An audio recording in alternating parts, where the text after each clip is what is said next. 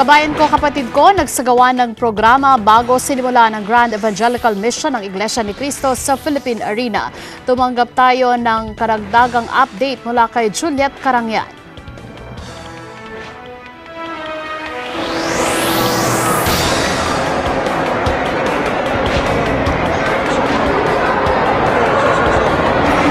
Yes, mula nung nag-year-end countdown ay nasundan ng isang Grand Evangelical Mission dito sa Philippine Arena. Makailang beses nang nagsagawa ng Grand Evangelical Mission ang Iglesia ni Cristo, pero ito yung unang pagkakataong nagdaos ng ganitong aktibidad ngayong taon. Bahagi pa rin yan ng proyektong Kabayan ko, kapatid ko ng Iglesia ni Cristo na sa layunin na bukod sa aspetong spiritual ay matulungan ng ating mga kababayan na mabigyan o maibigay ang kanilang mga pangailangan. Mamaya pagkatapos ng Grand Evangelical Mission ay mamamahagi ng mga goodie bags at pagkatapos ng pakinig ng mga aral na sinasampalatayanan ng Iglesia ni Cristo.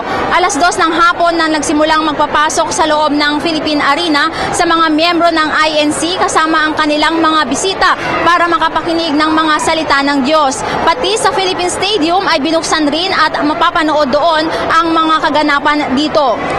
Sa mga nakausap nating mga miyembro ng Iglesia ni Cristo ay sinabing nag-ikot sila sa buong Quezon City para mag-anyaya ng mga bisita. 55,000 ang seating capacity ng Philippine Arena at ito ang target na bilang na dadalo dito sa INC Grand Evangelical Mission. May kaayusan sa pangunguna ng mga itinalagang mga receptionist na gumagabay sa mga tao para makaupo sa loob. Nagkaroon ng musical entertainment kung saan sinabayan ng mga tao ang pagkanta ng mga nag-perform kanina.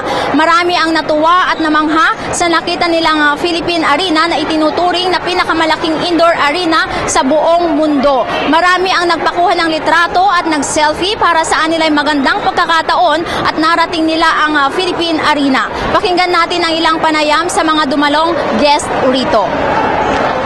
May mga gawain sila iniimbitahan nila ako pala. Happy. Masaya lang. Nakaka-enjoy lang naman. Na-enjoy lang kami. Masaya po dito.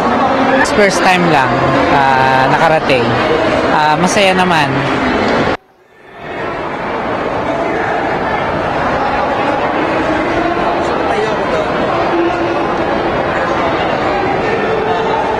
Sa labas ng Philippine Arena ay nakaantabay ang mga medical personnel at may itinayong mga emergency room para sa anumang agarang pangailangang medical ng mga taong nandito ngayon. Kahit dito sa loob ng Philippine Arena ay may itinalagang first aid station ng Philippine Red Cross. Sa ngayon ay patuloy pa rin ang isinasagawang Grand Evangelical Mission dito. Yan ang latest update mula dito sa Philippine Arena mula dito sa Bulacan.